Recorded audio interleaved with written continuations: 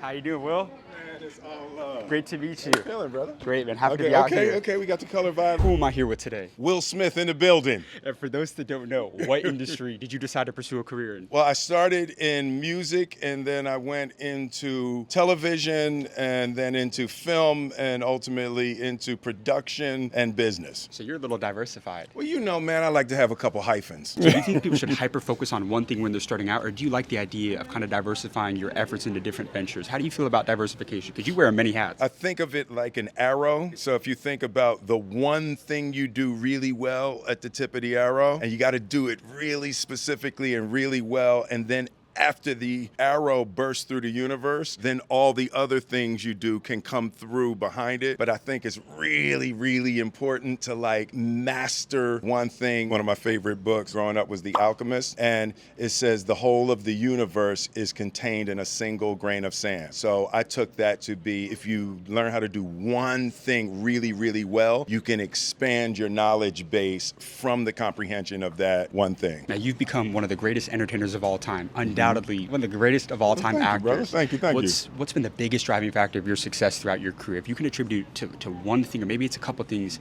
what's really led to your success that separated you apart from 99% of people in one of the most competitive industries? One of the things I discovered really early is that the win goes to the most hours committed. When I realized that how I spent my time and attention on a daily basis, if I do something for 10 hours a day and you only do it for 9 hours a day, in a year it's going to be really hard for you to beat me. So I realized very, very early, I was probably 18 by the time I knew that the time applied was cumulative. And even if you were more talented than me, if I put in more hours than you, it would be really hard for you to beat me. Now, you've played many roles in the entertainment business. As an actor, what's the most interesting thing that you've learned about people throughout your career? I guess one of the big things that I've learned is that even what we call people, what you say a person, is not actually a person. It's like a personality. It's a small constellation of ideas that a person has chosen to live within and say that that's us. And I guess the thing I've learned is that we're way bigger than we think we are. We're way bigger than we allow ourselves to be. We are way more than the little sliver of race, creed,